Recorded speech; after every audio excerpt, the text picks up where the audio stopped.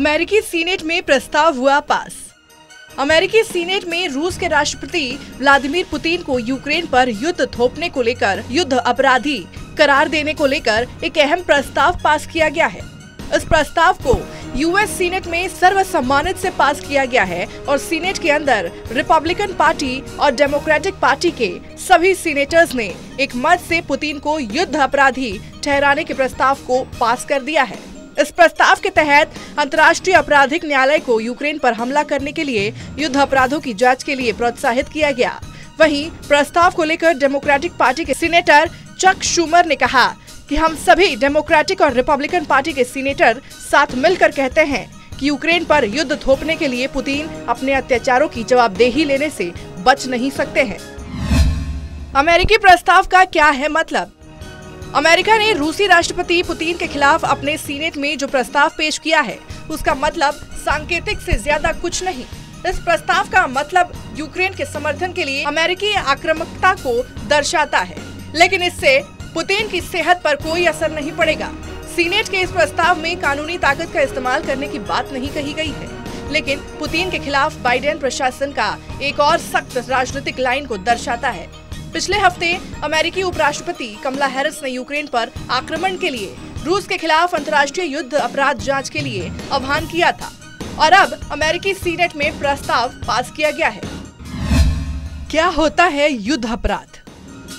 40 सदस्यीय देशों के अनुरोधों के बाद आईसीसी के मुख्य अभियोजक करीम खान ने 2 मार्च को घोषणा की थी कि वह यूक्रेन में संभावित युद्ध अपराधों की जांच शुरू करेंगे। आईसीसी नरसंहार, युद्ध अपराध, मानवता के खिलाफ अपराध और आक्रामकता के अपराध की स्पष्ट परिभाषा देता है और आईसीसी के इसी परिभाषा को रोम संविधान नाम के एक संधि में भी शामिल किया गया है जो आईसीसी की नींव बनाती है। इसके निर्देशों के मुताबिक नागरिक आबादी को निशाना करना, जिनेवा सम्मेलनों का उल्लंघन करना और लोगों के विशिष्ट समूहों को निशाना बनाकर उन्हें मारना, इन सभी तरह के कृत्यों में शामिल लोग युद्ध अपराध का मुकदमा चलाए जाने योग्य है। युद्ध अपराधों में हत्या, अंग भंग, क्रूर व्यवहार, बंधक बनाना, बलात्कार और यौन दास्ता को भी आईसीसी के दिशा निर्देशों में भी शामिल किया गया है और ये तमाम काम युद्ध के नियमों का उल्लंघन करते हैं। इसके साथ ही अंतर्राष्ट्रीय मानवीय कानून के तहत वैसे हथियारों के इस्तेमाल पर भी रोक है जो अंधाधुंध पीड़ा का कारण बन सकते हैं, जैसे रासायनिक या जैविक हथियारों के इस्तेमाल पर पाबंदी है। देश पर नहीं, लोगों पर चलता है मुकदमा। सबसे दिलचस्प बात यह है कि आईसीसी में व्यक्तियों पर मुकदमा चलता है, न कि देश के ऊपर। आईसीसी के अधिकार क्षेत्र में आने वाली किसी भी व्यक्ति पर मुकदमा चलाया जा सकता है और आईसीसी आमतौर पर शीर्ष अधिकारियों और नेताओं पर मुकदमा चलाने की कोशिश करता है जिनके ऊपर युद्ध शुरू करने की सबसे ज्यादा जिम्मेदारी होती है।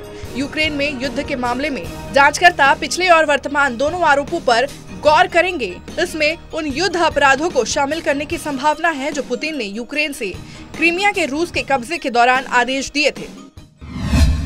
आईसीसी जारी कर सकता है वारंट।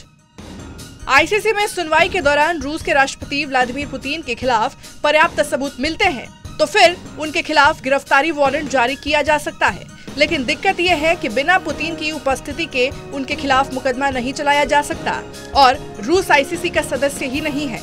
इस वजह से पुतिन की अदालत में शामिल होने की संभावना ही नहीं है।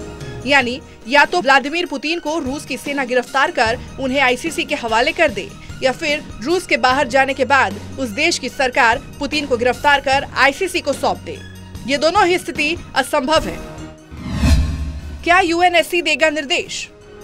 इसके साथ ही या तो किसी देश की सरकार या फिर यूनाइटेड नेशंस सिक्योरिटी काउंसिलिंग मामलों की जांच करने के लिए आईसीसी को निर्देश दे सकती है।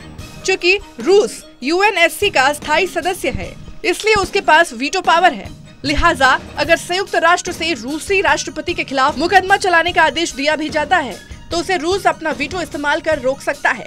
यानी पुतिन के खिलाफ युद्ध अपराध चलाना सिर्फ सांकेतिक ही है और वास्तविक में यह असंभव है। Special desk, total news.